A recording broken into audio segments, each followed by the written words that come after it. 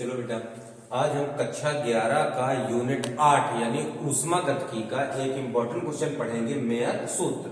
ठीक है, एक क्वेश्चन क्या बनेगा, मेयर का सूत्र लिखिए तथा सिद्ध कीजिए। मेयर का सूत्र होता क्या है, ध्यान दीजिएगा।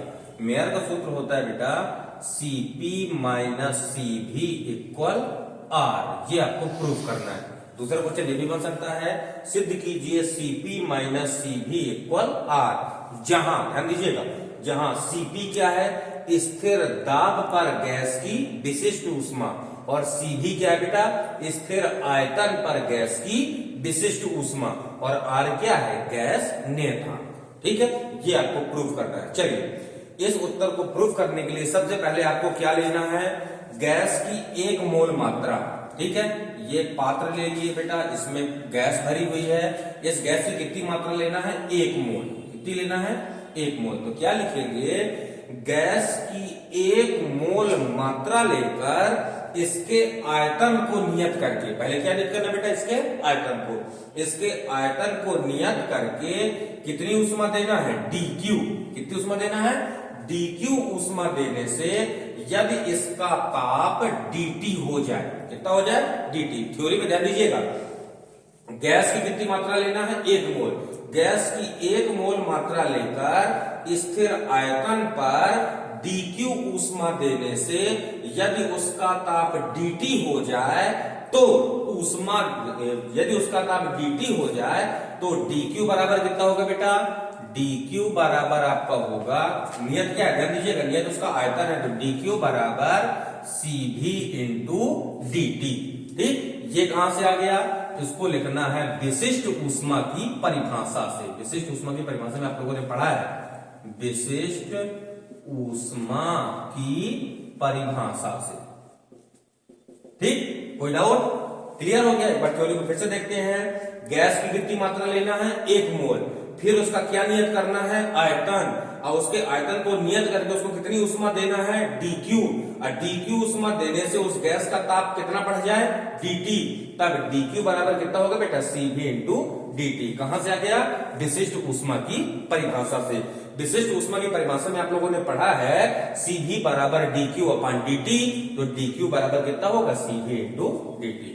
कोई डाउट, इसके बाद ध्यान दीजिएगा, चूंकि गैस का आयतन नियत है, क्या लिखेंगे, चूंकि गैस का आयतन नियत है। जब गैस का आयतन नियत है तो गैस के आयतन को ना तो बढ़ाएंगे ना तो घटाएंगे, तो आयतन को बढ़ाने में किए गए कार्य का मान कितना हो जाएगा, 0।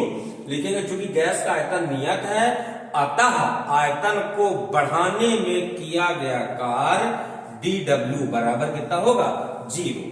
क्लियर हो गया। अब लगाना है आपको ऊष्मागतिकी का प्रथम नियम। लिखेंगे बेटा, ऊष्मागतिकी के प्रथम नियम से क्या होता है, ऊष्मागतिकी का प्रथम नियम, dq बराबर du प्लस dw, यानी किसी भी पदार्थ को दी गई ऊष्मा उसके द्वारा किए गए कार्य और उसकी आंतरिक ऊर्जा में वृद्धि के योग के बराबर होती है। ये आ गया बेटा ऊष्मागतिकी के प्रथम नियम से। अब यहां से dq और dw के मान प्लेस करो, तो dq का मान कितना बेटा, देखो भले यहाँ पे, तो dq की जगह आपको रखना है Cv इंटू dt बराबर du, तो इसको du रहने दीजिए, प्लस dw का मान कितना है, 0, तो ये हो गया आपका 0। तो du में 0 जोड़ेंगे du आ जाएगा, तो du का कितना मान मिल गया, देखिए भले यहाँ पे, du बराबर आपका हो गया Cv इंटू dt। इसको मानना है समीकरण नंबर 1।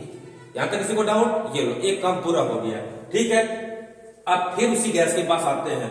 अब गैस की कितनी मात्रा है, ध्यान दीजिए, गैस की मात्रा है 1 मोल, लेकिन अभी इसके पहले हमने क्या स्थिर किया था, आयतन। अब क्या स्थिर करेंगे बेटा, दाब। क्या स्थिर करेंगे, दाब। लिखेंगे यदि उसी गैस यानी 1 मोल गैस की, यदि उसी गैस के दाब को स्थिर करके, किसको स्थिर करना है, दाब को स्थिर करके dq ऊष्मा देने से उसके ताप में dt की वृद्धि हो, तब, अब dq बराबर कितना होगा, ध्यान दीजिएगा, तब dq बराबर आपका हो जाएगा, क्योंकि अब क्या नियत है, दाब, तो dq बराबर कितना आ जाएगा, Cp इंटू dt। कहां से, वहीं से, विशिष्ट ऊष्मा की परिभाषा से।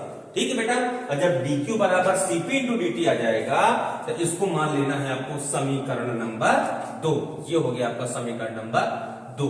अब यहाँ पे ध्यान दीजिएगा, अब क्या नियत है, दाब। जब दाब नियत है तो आयतन तो बढ़ेगा, और जब आयतन बढ़ेगा तो आयतन को बढ़ाने में कार्य करना पड़ेगा।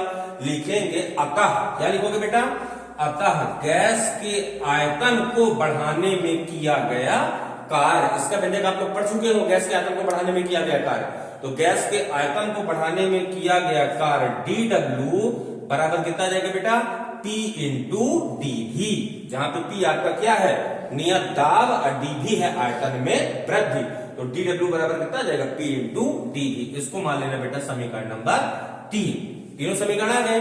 अब आपको लगाना है ऊष्मागतिकी का प्रथम नियम। फिर से लिखेंगे पुनः ऊष्मागतिकी के प्रथम नियम से। ऊष्मागतिकी का प्रथम नियम क्या होता है बेटा, dQ बराबर du प्लस dW। इसको आप लोगों ने पढ़ा है। अब समीकरण 1, 2, 3 से मान भाई दो। लिखेंगे समीकरण 1, 2 व 3 से मान भरने पर, तीनों के मान भरना है, ध्यान दीजिएगा, मान भरने पर जब तीनों से मान भरेगा तो यहाँ पे जिसका मान है dQ, तो dQ का मान देखो बेटा समीकरण 2 में कितना है, Cp इंटू dt। तो dQ की जगह आपका आ जाएगा, यहाँ पे ध्यान दीजिएगा, यहाँ पे मान भर रहे हैं, कितना आ जाएगा dQ की जगह Cp इंटू dt। तो ये आ गया आपका Cp इंटू dt बराबर, ये कितना लिखा है du, तो du का मान कितना है समीकरण 1 में, Cv इंटू dt। ये आ गया बेटा Cv इंटू dt प्लस, फिर कितना लिखा है dW, तो dW कितना मान है बेटा P इंटू dV। तो dW की जगह आपका आ गया P इंटू dV। यहां तक किसी को डाउट, बस थोड़ा सा और है। चलिए Cv इंटू dt को बराबर के इस पार बुलाइए।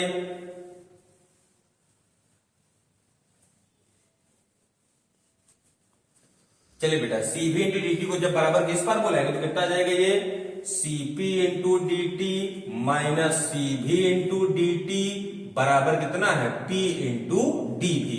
ठीक है, दोनों से कितना कॉमन है, देखिए भाई बेटा, दोनों से dt कॉमन है, तो ये आपका आ जाएगा Cp minus Cv into common हो गया dt बराबर कितना है बेटा आपका P dV। इसको मान लीजिए समीकरण नंबर 4। यहां तक किसी को डाउट, बस। अब इसके बाद ध्यान दीजिएगा, लिखना है आपको आदर्श गैस समीकरण। तो आदर्श गैस समीकरण से कितना होता है बेटा, Pv बराबर nRT, लेकिन गैस की कितनी मात्रा है 1 मोल, तो n बराबर 1 आ जाएगा, तो Pv बराबर RT। ये आपका आ गया आदर्श गैस समीकरण से। ठीक है, दोनों पक्षों में क्या लिखोगे, दोनों पक्षों में T के सापेक्ष अवकलन करने पर, दोनों पक्षों में T के सापेक्ष क्या करना है बेटा, आपको अवकलन करना है।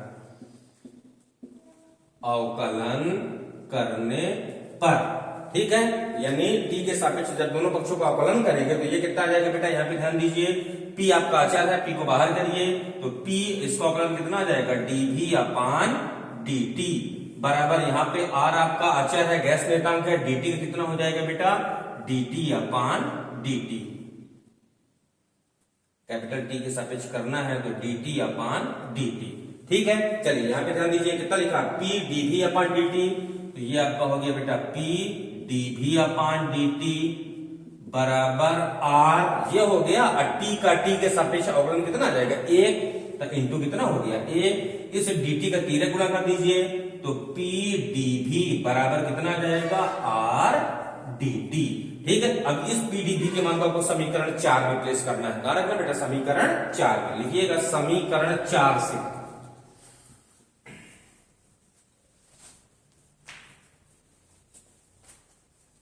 क्या लिखना है आपको, समीकरण 4 से। समीकरण 4 में मान भरिए, यहां पे कितना लिखा है, ये लिखा है Cp minus Cv into dt बराबर, ये कितना लिखा बेटा, देखो वाला P dV। अब P dV का कितना मान है R इंटू dt, तो इसकी जगह आपका आ गया R इंटू dt, तो dt से dt कैंसिल, कितना बचे बेटा, Cp minus Cv equal R। ये है बेटा आपका मेयर फार्मूला। देखिए यही आपको सिद्ध करना है। ठीक, कोई डाउट, ऐसे करना है, इंपॉर्टेंट क्वेश्चन है, अच्छे से इसको कंप्लीट करना है।